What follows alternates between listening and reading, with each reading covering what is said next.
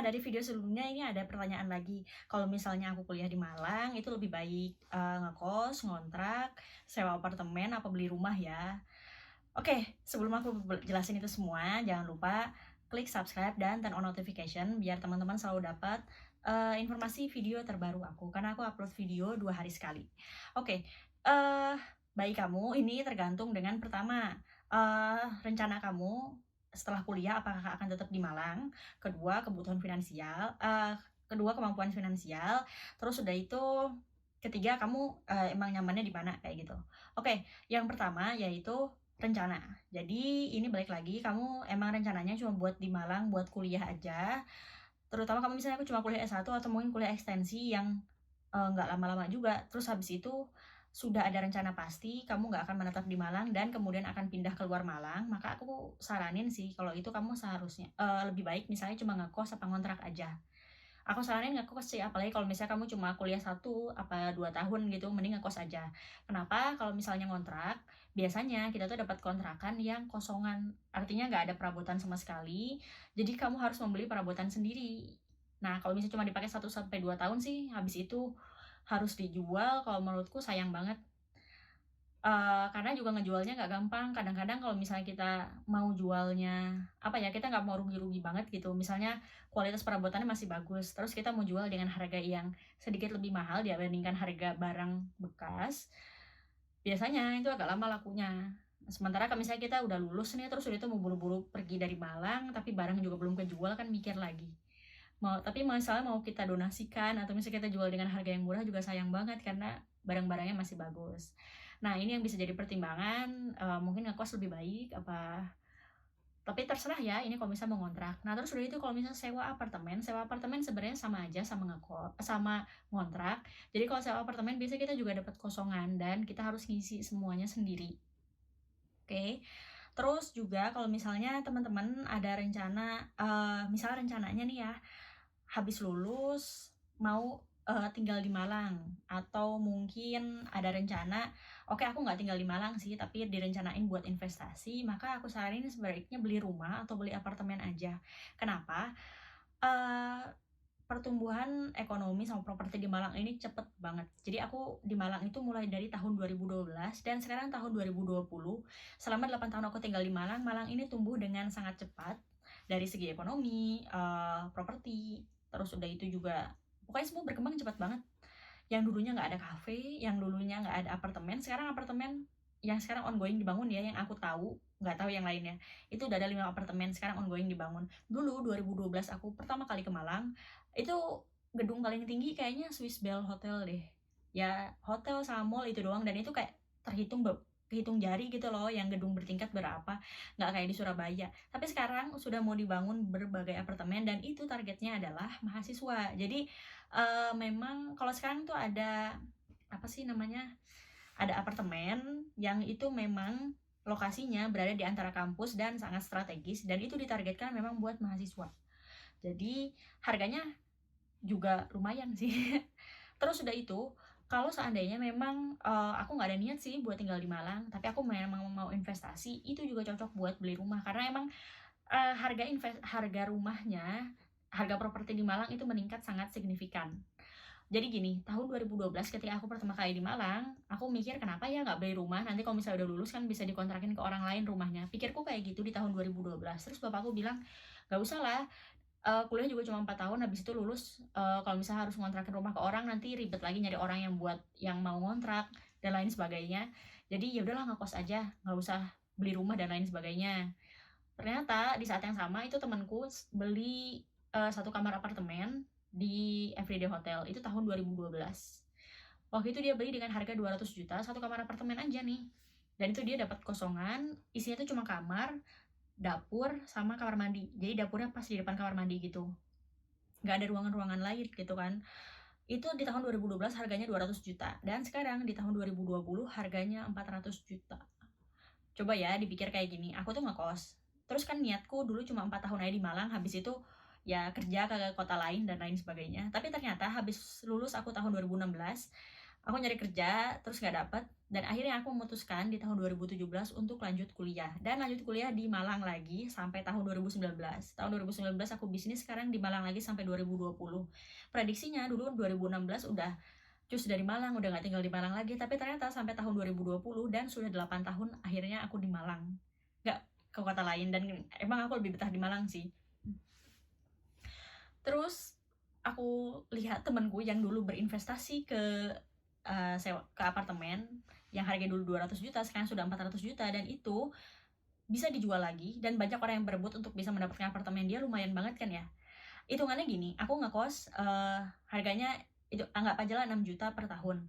Aku sudah di Malang 8 tahun, 6 kali 8, 48 juta per tahun, dan itu aku membayar suatu tempat tinggal yang pada akhirnya tidak aku miliki. Sementara temanku bayar 200 juta, emang rasanya gede di awal sih, bayar 200 juta dong, dari mana uangnya.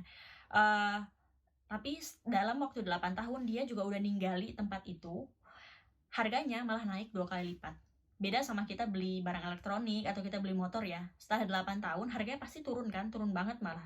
Karena kenapa? Ada muncul produk baru, barang-barang baru. Nah tapi apartemen ini yang lokasinya tuh pas depan-depanan sama UB, itu tuh harganya malah jadi lebih mahal. Coba kalau bisa dipikir ya, kita udah make loh selama 8 tahun, udah bekas, itu ada orang yang mau menjual, yang mau membeli dengan harga 2 kali lipat dibandingkan harga waktu kita beli. Nah enaknya properti di Malang itu harganya nggak pernah turun, selalu naik. Jadi kalau misalnya teman-teman merasa, aku punya uang, terus udah itu berniat mau investasi ke depannya, maka di Malang itu tempat yang cocok buat investasi. Ya kalau misalnya mau cari tempat tinggalnya di mana ya, apartemen ada nggak ya? Sekarang itu perumahan yang mewah maupun sederhana, subsidi, apartemen itu sekarang lagi dibangun dengan gencarnya di Malang. Kenapa? Karena Malang ini berpotensi. Kenapa sih Malang itu berpotensi? Karena Malang itu pertemuan dari 3. Yang pertama pendidikan, banyak banget kan kampusnya. Kampus di Malang menurutku banyak banget, dan itu tuh berdekatan gitu. Jadi sangat potensial lah buat dijadikan, kalau kamu beli rumah ya, sangat potensial nanti itu buat dijadikan tempat usaha mungkin, atau kamu kontrakin lah, atau memang kamu tinggal di sini, itu tuh berpotensi banget. Terus udah itu selain pendidikan juga wisata. Nah Malang ini berdekatan sama Batu, untuk jarak tempuhnya sekitar setengah jam sampai 1 jam, kalau macet 1 jam lah. Tapi sebenarnya kalau kita naik motor tuh paling nggak sampai setengah jam sudah sampai di Batu, soalnya dari Malang ke Batu itu jaraknya cuma 12 km, dan itu sangat mudah ditempuh.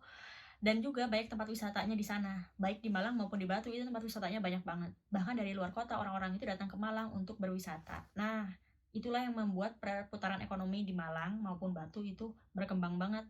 Dan menurutku ini sangat berpotensi sih kalau kamu investasi di bidang properti. Karena kenapa? Coba nih, setiap 1 minggu itu tuh arah Malang ke Batu tuh macet banget. Kenapa? Karena orang-orang dari wilayah Jawa Timur yang non Malang itu semua liburan ke Batu, atau ya beberapa liburan ke pantai wilayah Malang ya. Tapi banyak banget tuh yang ke Batu dari Surabaya, dari Tulung Agung, Jombang, Kediri, itu pada ke Batu semua tuh. Nah, coba dipikir ya, kalau misalnya kita investasi di rumah, properti lah, terus udah itu kita misalnya udah nggak ninggalin, setidaknya 1 minggu bisa kita sewain buat orang yang nyari guest house kayak gitu. Nah, itu bisa jadi pendapatan buat kita sendiri gitu. Dari kedepannya makin banyak tempat wisata yang akan dibangun di Batu, dan ini sangat cocok uh, buat jadi investasi ke depan sih. Jadi kalau aku yang ngerasa tinggal di Malang nih, aku pengen banget beli rumah di sini, ya buat tempat tinggal, atau sekalipun misalnya setelah aku beli rumah aku nggak tinggal di Malang, itu tuh masih aman gitu buat properti, buat disewain, atau kalau misalnya pun nggak ada orang yang mau nyewa, ya udah aku jual aja langsung. Itu tuh dalam 1 tahun harga rumahnya sudah naik, apalagi kalau misalnya rumahnya kita diemin gitu ya, maksudnya kita tinggali selama 5 tahun, terus itu 5 tahun ke depan baru kita jual, itu harganya udah jauh lebih naik lagi gitu. Oke, itu tadi udah sampai mana ya? Oke, dari rencana kita ke depan ya. Terus juga kalau misalnya dari segi kemampuan finansial, nah itu balik lagi. Jadi dulu sih waktu tahun 2012 aku juga emang belum punya uang mau buat beli rumah. Tapi kalau misalnya sekarang dia disuruh, kalau misalnya aku yang 2012 gitu dengan sudut pandang yang saat ini, aku udah beli rumah tuh tahun 2012. Karena kenapa? Tahu nih kalau di tahun 2020 bakal semaju ini properti di Malang gitu. Jadi misalnya teman-teman yang sekarang nih lagi berencana mau ke Malang, nggak apa-apa sih beli rumah, dan kalau bisa cari lokasi yang strategis, misalnya di perbatasan antara Malang sama Batu nih, atau kalau nggak di Malang dekat kampus. Beli rumah di lokasi-lokasi tersebut karena bakal berkembang banget nih Malang ke depannya. Oke, tuh terus apa lagi ya? Itu sih. Jadi kalau misalnya, tapi itu balik ke teman-teman sendiri ya, maksudnya kalau memang nggak ada rencana, atau tapi nggak ada rencana juga gimana ya, aku tuh dari 2012 nggak ada rencana emang buat di Malang dalam waktu selama ini. Kalau dulu ada rencana mungkin aku udah beli rumah kali ya. Nah, tapi kalau misalnya lihat ya di Malang, itu kalau misalnya kamu datang ke properti, ke perumahan, di sana tuh banyak rumah-rumah yang kosong. Jadi ternyata emang banyak orang yang membeli rumah dari awal untuk berinvestasi di Malang ini. Bukan rencananya awalnya aku mau ninggalin deh, terus nanti baru diinvestasikan gitu. Enggak, jadi mereka emang beli dari awal memang bukan buat ditinggali, tapi emang buat diinvestasikan. Kadang-kadang mungkin jadi rumah singgah 1 tahun sekali gitu ya, atau 1 minggu sekali, tapi di hari-hari lainnya itu tuh disewain atau kalau nggak dikontrakin kayak gitu. Nah, itu overview sih buat yang tinggal di Malang dan masih bingung menentukan mau kos, ngontrak, beli rumah apa sewa apartemen.